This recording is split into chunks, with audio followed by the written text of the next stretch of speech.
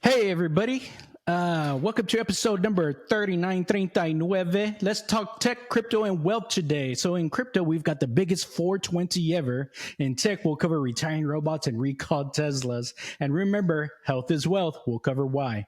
Welcome to the Tech-Mex Podcast. We're your hosts, Eric and Mando. This is episode 39. We do the research so you don't have to. Dale. Dale.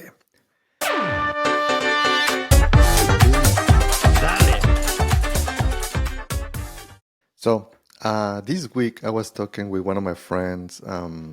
He lives in Europe, and for whatever reason, I just told him YOLO. YOLO? YOLO. You just need to live only once, right? And then because my friend, he started just learning about philosophy and going back to the old books, right? He just got divorced. He's middle age. Mm-hmm. So then basically, okay, what I'm going to do in my life, right? And it's not, usually we talk about Bitcoin, technology, right? And some of these, but sometimes marriage is important, right? So very important. Our wives are watching. Yeah, so. yeah. No, I think that sometimes if you don't choose the right partner, it's tough. It is tough, right? Because even your network can be split in half, right? So, but yeah, it's very unfortunate. Anyways, going back to my story on YOLO, and we were debating. Do you know that YOLO is not this generation? I was thinking that the YOLO culture that you only live once is literally invented in these kind of generations, right? Uh-huh. But it's not. It actually, there is this thing came from the Romans. Really? They call it carpe diem. And it's basically, the meaning is seize the day, which is it's kind of the YOLO in their times. It's just funny to me that we think that we are so clever and we have these different terminologies, but they already were made by the Romans. What do you think about that? Man, all the generations, they all got their own thing. Yeah, have you heard the theme or the meme where they say, how often do you think about the Roman times or the Roman Empire?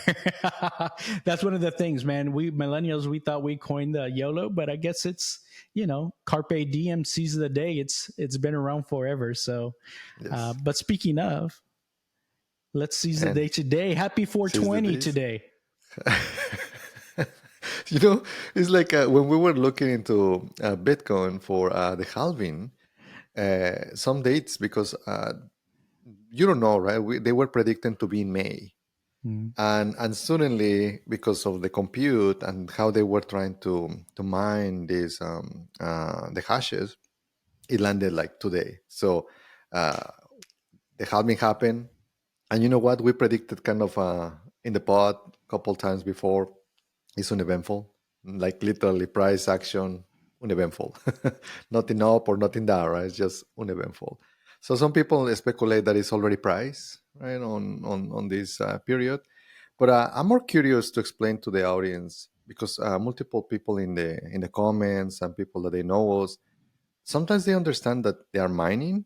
Maybe let's explore a little bit that to explain what is the concept of the mining and halving, right? Just in a very high level, so that way your mom and mom can understand it. Yeah, that's a good point. But by the way, yeah, happy 420 to you, Mando. The halving. This is probably one of the biggest halvings, or one of the biggest 420s we've had in a while, because not only is it the Bitcoin halving day, but it's also palindrome day. If you haven't noticed, it's 4/20/2024, 4/20/24. 2024. So very interesting day today. Just a little insightful nugget for you there. And by the way, this palindrome day on 4/20 won't happen again for another millennia. So April 20th, 3024. So another 1,000 years from now. So it is indeed a very. I don't think that I'm going to be here for that. You never know. We could freeze ahead, just like in freeze my consciousness, right? Yeah, exactly. But back to your point. Yeah. So what is halving day anyways, right? I think a lot of people familiar with Bitcoin know at least it's the day when the mining reward gets cut in half. And to maybe the uninitiated person on Bitcoin, they might think, oh, well, if it's getting cut in half, does that mean the price is going to come down in half? And we talked a little bit about this last time, and that no, that the answer to that is no. It's actually the opposite, right? When we're looking at the supply and demand equation, we're talking about the supply side here of Bitcoin being created. So the miners go through their calculations and their mining every single day. And the reward that they get for doing this mining or basically securing the network is going from 6.25 to 3.125, and that has occurred today. So today is the halving for Bitcoin, and so there the supply of Bitcoin is becoming smaller by half on the daily basis. So typically there's a certain amount of Bitcoin that's created every day, and that's what's being sold on the on different markets and things like that. Well, that's now being cut in half. So there's going to be less Bitcoin available for everybody, which typically when supply goes down, that means the the price is going to go up if demand stays the same. Yeah, and that's the genius of Satoshi, right? Nakamoto, that it was intended. This was kind of projected on the mathematical formula on the different laws, basically on technology. Then the technology and compute power is doubling every period of time, 6 months. Uh, and then he tried to calculate all of that, and you can see it on a chart. I think that the interesting and sometimes hard to conceptualize for beginners is like, what is mining? Because they are thinking literally on a physical mine, that like gold, right? Like you're extracting metals. And I think that the reason why the white paper and kind of the all of the minds behind all of this, they use the term of mining because it requires labor, it requires intensity to be able, energy to be able to extract this. But in Bitcoin is literally, think about it like when you have a lock and you're trying to decipher a combination to be able to unlock the treasure, which in this case is Bitcoin. Then you are doing all of these different permutations on what is the right series of hash to be able to give you that reward.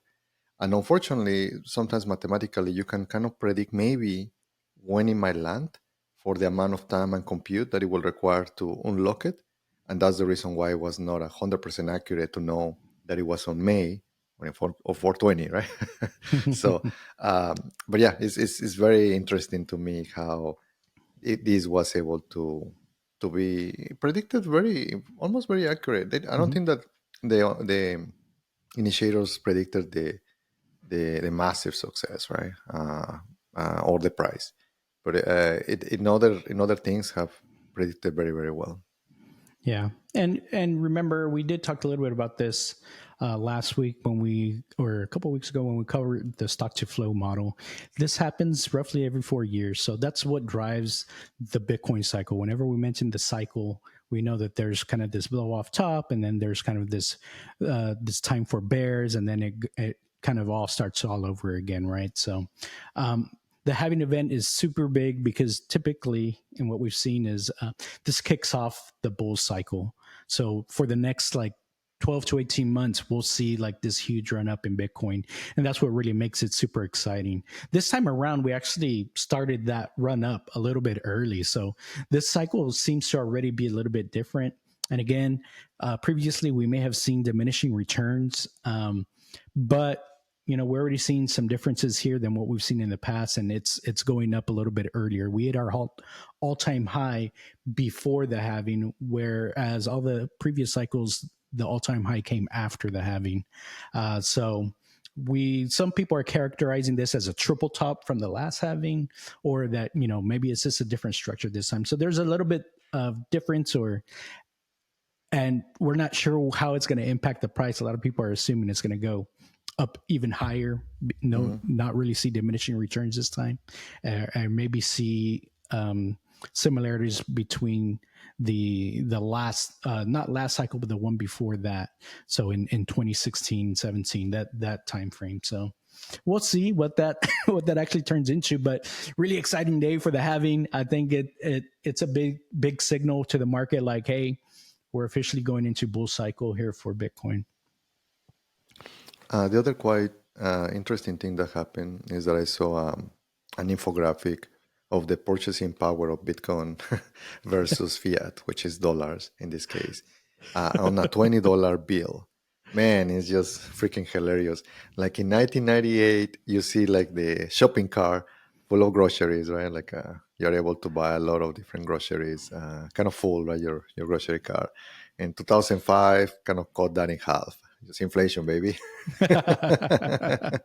So it's like with the Mexican price index, right? Not enough pan dulce. Not enough, and then and again, right, just decreasing that amount of products, and now you fast track it to 24, like only one or two products, right, on your Yeah. grocery cart. So now you see like the Bitcoin, right, like in the price when it was maybe in 2012, 2011, when it was literally $20, is like what you can buy, right? Maybe a pizza, like that guy that he had to to purchase that pizza for that many Bitcoins. Fast track it to 2024, one Bitcoin, Cybertruck. Yeah, it seems like a fair trade. I'm not selling my Bitcoins, man. I know, right? That's so true. Hey, that is hilarious, but it just goes to show you, like, a lot of people don't see, they can't see the inflation, right? They don't Mhm. see it, that the value of the dollar is going down. Well, I think recently some people have really felt it. So but that's just interesting imagery in this meme. We'll attach it to the notes, or maybe we'll make it the thumbnail for this section of the podcast. But you'll see that, yes, what you can buy at the grocery store keeps going down, but what you can buy with Bitcoin keeps going up. So that's really the message that we're trying to say, and that's really what the halving is all about. Is this counterintuitive expectation of price for Bitcoin coming from the halving, or the reducing the reward to miners? Yeah, Pretty something that interesting. people don't realize is that we keep printing money.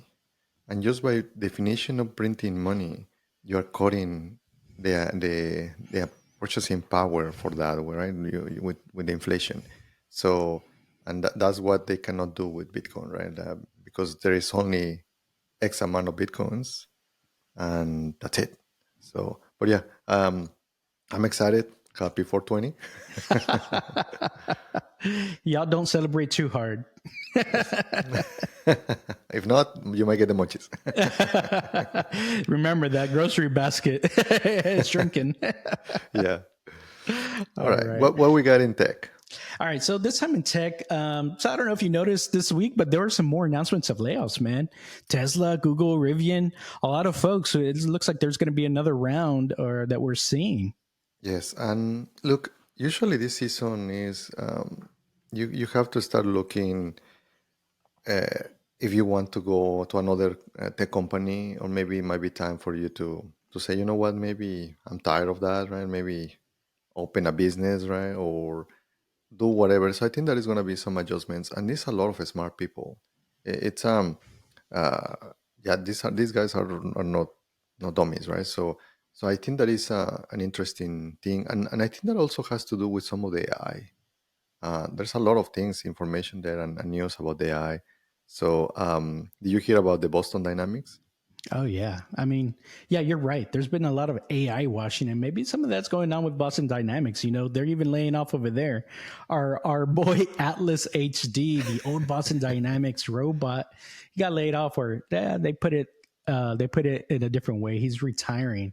He got replaced by a new all electric versus the hydraulic version, all electric humanoid robot that should have AI built into it. So they're moving on to their next version of I guess of robot here. So it's really interesting. They had a farewell video to the old version, of their robot, but it just goes to show you this stuff is now starting to heat up. And I think Boston Dynamics, right? They've got their little yellow dog also. Hmm. This robot space is really starting to heat up here. I do So have a there's picture more with that one, competition. with You the have robot. one? When I went to Vegas, like it's like the dog is here, right? Like Oh man. Well, you know what? If you haven't seen the video saying bye to the old Atlas robot, check it out. There's a you see the videos of him doing the flips and doing parkour, things like that. And then they shift to the new version, which is humanoid, but it can do more than a human. It's kind of interesting and maybe a little bit scary because it's able to shift the head. It's able to do like the full 360 on all the big joints, kind that's of like The freaking creepy, Exorcist. man. Exactly. It's like, and then also pukes on you. And it has that Will Robinson like of robot face. There's a big circle with a big ring on it. It's got a like. I'm like, okay, if they're trying to make it like easier for us to accept him, I don't know. They should have maybe waited a little bit because that Yes, guy yes. is a little scary. Yeah, if But it's scary, no, no, I'm not gonna put that in my house, you know. well, Jensen Huang from Nvidia, he's saying, "Hey, it's coming, y'all, and it's coming soon. I like Twenty how you thousand say Juan. dollars, you'll have one at home." I like the Hispanic Juan is not Hispanic. I'll get the brown version. Does it know how to make tortillas? Okay, we're good. Yeah, I think that for me, I don't like the motor technology still. It feels like Mhm. like Yeah. very robotic, right? So I think that that has to improve. And for me, the other part that has to improve is the battery. It's like only like 30 minutes, because the problem is very heavy. Yeah. Usually, some of these robots they have like a backpack, like literally to hold their batteries. So I Yeah. think that those are the main two issues for robotics because Yeah. AI is advancing super fast. It really is. And I think you're right. There's a couple things that they do have to solve, but the noise, if they wrap it in skin, it'll probably hide the noise of the motors and the battery. I know there's already technology where they're working on making batteries, nuclear based batteries, right? Or that use No, you're radiation. thinking in a different product, which is a girlfriend. Okay. It's going to shock you. No, man, it's like those Japanese, they have. I was looking in some news, and they have things like that. Man, it's like with all of the advance in robotics plus AI and all of that. You have seen all of these Yeah. movies, right? So I think that technology you can use it to enhance society, but I feel that sometimes they will use it for some of these things, right? So Well, that we industry see it with drives a lot internet. of innovation and technology. We've seen it before, right? So Hmm. Yep. no So reason why that wouldn't be the case this time too. yeah. But yeah, very, very interesting. And in an interesting turn of events, I saw that there's this website where, today we use large language models like ChatGPT and things like that, and we ask it to do work for us, and we can even create AI agents so they all communicate with each other and chunk up a big problem and solve it in small little things. Well, now there's even this website or mechanism for these AI bots. If they can't solve like part 7 of a problem, and they're like, I need a human to do this piece for me, they can go out and hire a human automatically now, and the human will do the piece that the AI can't do. And then the AI agents, then they come and bring everything back together. So that's pretty interesting. We'll have AI bots out there hiring humans. What do you think about that, It's man? gonna it's gonna be your boss. It's like the Yeah. AI is your boss. That guy has like a robot. Well, it's an AI, man. What do you expect? Yeah. So we're getting into some weird territory that, here that in that tech. AI is very square. Oh my goodness. uh, Yeah. My in AI boss is pushing return to office. I don't know about that. Yes, I think that we're gonna see in we are starting to call it synthetic. So we have data that is synthetic that used to be that we didn't trust the machine's results, and it was kind of like your training data set being used or label it. It's called label it for from the humans because okay, this human is labeled in this way and this way. Now with the GPTs, right? With Mistral, GPT, and all of these different algorithms, AI algorithms, they are pretty good.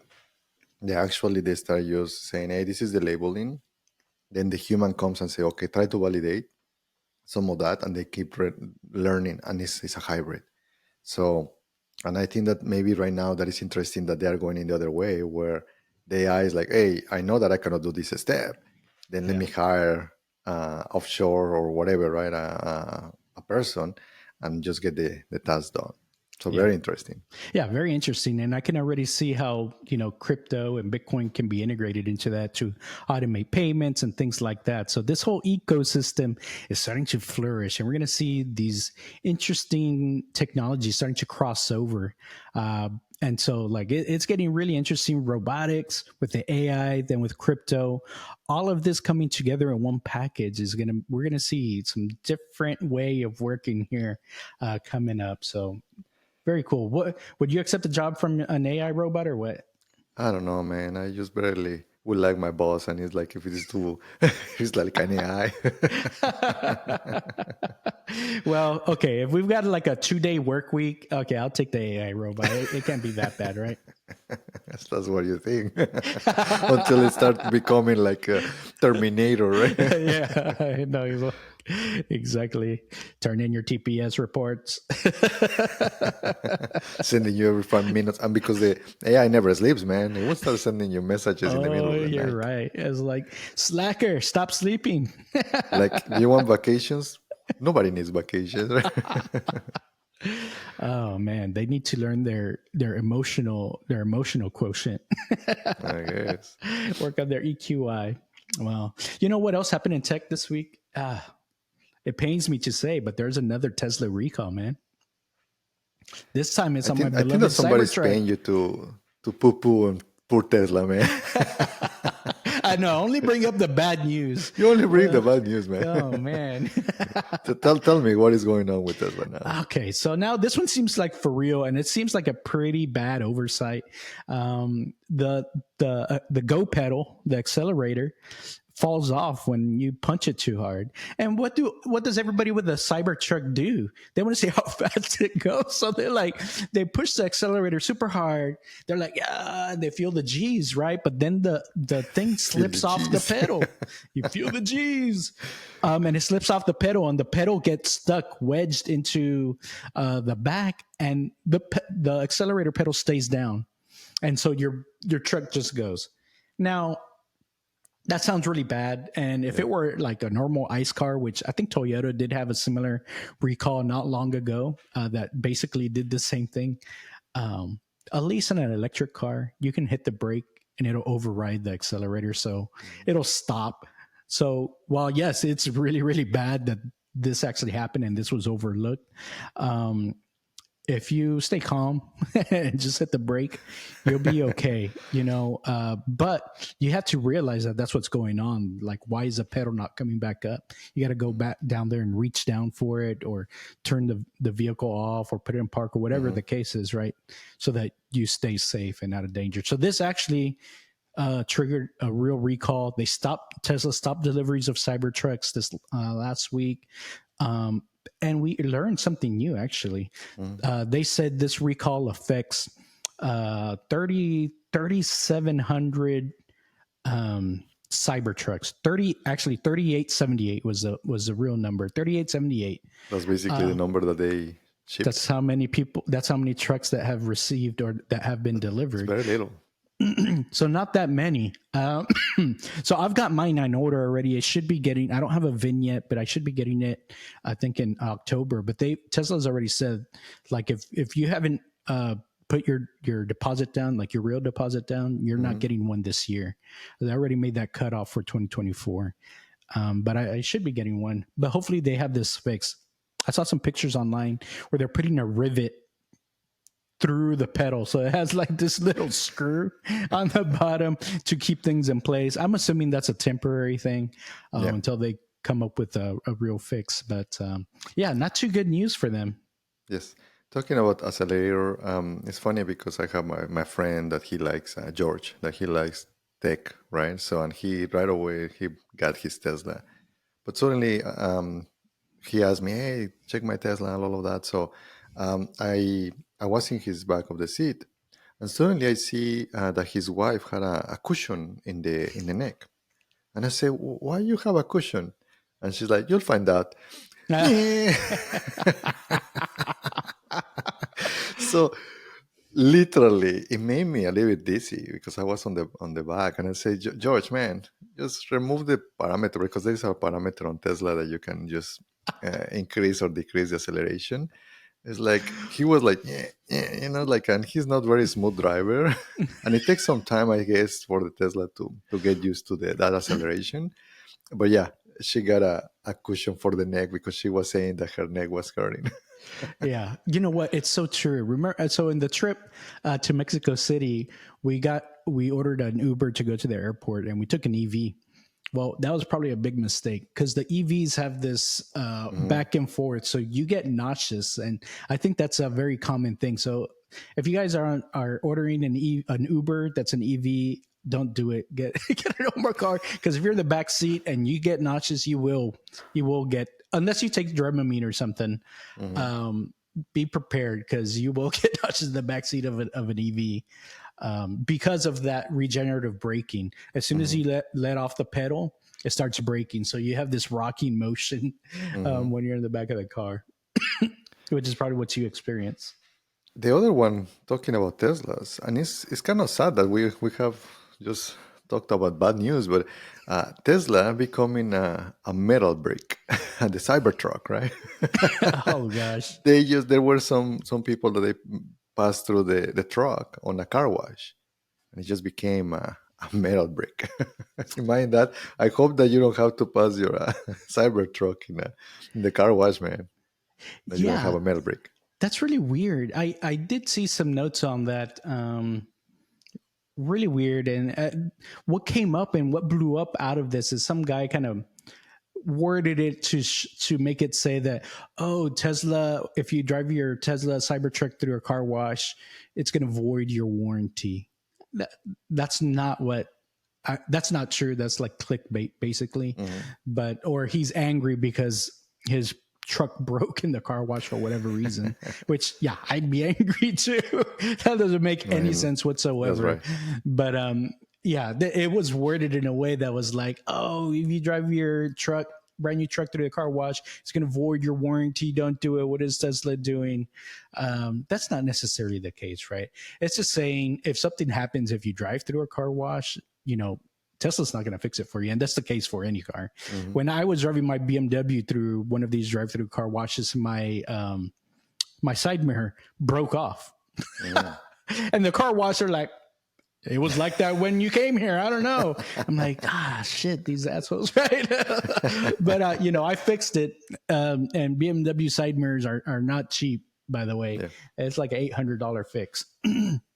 Um, but yeah, like that happens, and sometimes the car wash will take care of it, but a lot of times you just got to do it on your own. This is one of the risks that you take, and it's the same thing. I know some people said in those car washes with the rubber hubcaps that come on the Cybertruck, Hmm.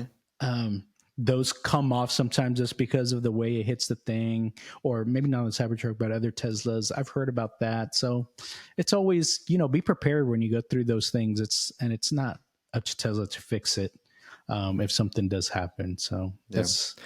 that's on your own. I think that with all of these advances in technology, man, I would like to be able to live a lot of more years. And I think that that's where our next topic, health is wealth. So once that you're having all of these bitcoins, right, you're becoming each bitcoin is 1 million each. Hyper So that Bitcoinization. then you can start doing like this guy. He's not a billionaire. Have you seen this guy, Hey, Brian Johnson? he's a billionaire in health, right? Health I is guess wealth. so because the guy he sold his company, I believe to PayPal or some of these different big companies, and Hmm. he got like 800 meals. So it's a little bit short of a billionaire. It's But pretty then good. he started actually spending a lot of time to trying to understand longevity, how you can be able to stay longer. Dude, I'm this close to buy a T-shirt that it says don't die. Is he a That's his vampire or tag. what? And actually he does like a vampire, man. Like the guy is like, man, you need a little bit of sunshine. But the guy is obsessive, right? Like he's all over Mhm. YouTube, right? Like you just Google his name or YouTube Yeah. his name, and There's it's like, Bryan Johnson, right? Bryan yes, Johnson. Bryan Johnson, and his brand. And I think that that's what the point that I want to make. That even if he's kind of retired, he started working in something that he's very passionate, and then he just literally opened a company because he became so obsessed on different products. One of those is like virgin olive oil, like extra virgin, right? So the guy is like, hey, I need to find the best olive oil like that it is. And he did a studies, analysis, and all of that. Like nothing in the market is good. Then the Hmm. guy actually made his own. And then he's like these are the things that I think that is based on he calls it protocol. The protocol that I'm following, if you wanna you don't have to buy from him. It's like this is what you need to do. This is the study, right? And the same thing with chocolate cocoa. So and again, every product. Then he realized, all of these people they don't want to go and do all of the exercise. Then he created this brand, which is Blueprint, and but yeah, it's very interesting to me that a lot of these people that they are kind of almost billionaire status, they are spending so much money and trying to live way longer. Yeah. Yeah. I mean, that's the thing. Like, if you've got all this wealth, but if you don't live long enough to enjoy it, then kind of what's the point? So, really, once you get to a certain status, that's really, the next frontier is you want to make sure that you get your health in order. A lot of people, this is what they've started doing. There's another guy, David Sinclair, right? Um, he's been working on this NMN protocol, and he's got his full stack available online too. So lots of folks are working towards this goal of not just a long lifespan, but a health span where you actually have more healthy years. And in some cases, trying to reverse aging, which what Bryan Johnson is saying that he's doing, right? He's probably, how old is he? Do you know? He's in actual age 50s, 60s, but he's saying he's like a 20-year-old, right? So Yeah, because he's in very. I mean, you can tell he's in very good shape. Independently, that he looks like a vampire. There's some things odd, but I mean, he does a lot of skincare, right? It's like Mhm. like when people ask me my skincare, like, man, I don't know shit, right? I just wash my face, maybe, right? I Like use that's soap. so it's like and they mock me because of my hair, dude. That's how my hair actually used like I don't spend time on it, right? So Uh-huh. I think that I need to become now that we are becoming a celebrity on YouTube. Yeah, I need to work on that. I got the I need to copper supplements to keep my hair black. yes, and that's one of those, right? The guy said that with all of these copper supplements, man, I need a copper supplement like my 20s. You need to go start eating pennies, Mando. This way, I got to freaking eat like the coins, the fiat. Yeah, yeah. It So does look like you're starting to get more black actually growing in there. You're doing something. I'm not doing anything, man. So I for my gray hair is like has been since 20s, and I think that maybe I should try the copper. Like I don't need to do to measure it to see maybe I'm deficient in copper because it has been a while. Unfortunately for the gray hair, maybe there is no going back. But this guy said that he has a protocol to Mm. get his hair back, but he's also kind of dyeing it with like almost henna. So and the thing that is he says is that basically in his studies he's able to notice that the hair is going back with some pigment. So Mhm. because everybody's like just color your hair with Yeah, this henna. is coloring the hair, right? Yeah, but no, it's like again the guy is like super obsessive, right? Like he Hmm. just goes into very very deep in each of these topics. He buys all of the gadgets that is out there. He tests them, Mm. and he's super disciplined to be able to follow all of these protocols. He takes like 60 pills a day. Would you be able to take that many? Bitcoin got to keep going up. Yeah. That's true. Well, I know there's there's a lot of things that you can do. Even I don't know if we mentioned red light therapy, even so you can get some red light, near infrared light, some blue light. These things actually do interact with your skin. They do things to kind of rejuvenate or cause that mitochondria to start doing its job a little bit better, and kind of very similar in the way that NMN is working, things like that, or resveratrol or NR. Those things actually work on the mitochondria, on the ATP generation, and makes your cells start working better. So maybe there is something to all of this. And, you never know. All this technology that these billionaires or millionaires are coming up with will start trickling down to the masses. And we're going to have a bunch of vampires walking around. Elon Musk says we've got a problem, not necessarily an overpopulation, but an underpopulation, because the population is shrinking, right? So he's saying, that's, if you look down the line, that's not good for the humans as a species. So, if you take the long, broad look, maybe it's a good thing. We'll be able to populate this planet and Mars also, which is what Elon is trying to do. Elon Mars. So Yeah. The other thing that he said, Elon, on that is that he said smart people are not having kids. So like we need more smart people having more kids, and that's what he's trying to do, right? well, that's true, but he's like, I'm doing my part. Exactly. He does have lots of kids, right? I think he does. I don't know how many, but I did met one of them, X. When we were on the office in San Francisco, X was running around on the office. It's like he would bring his kid, right? And sometimes we would be like 2, 3 a.m. in the office, and the kid was there, like, man, awake, like they're doing stuff, awake, just like his dad, I guess. He has the genes, man. He's like, oh, give me some code. I can fix a rocket. 3-year-old. He's still too little. He was like a toddler, but yeah, we'll see. I think that maybe from all of the different Musk dynasty, my money is on X, because I think that Elon is actually raising the kid more than others. I didn't saw in all of the months that I was there anybody else. It was just X. Well, I think there is still a random nature to intelligence in general. So, the parents don't have to be geniuses for the kid to be a genius. So I think that's good for humanity. This is probably just part of evolution too. So yeah, really interesting. Well, just remember, take care of your health, because health is wealth.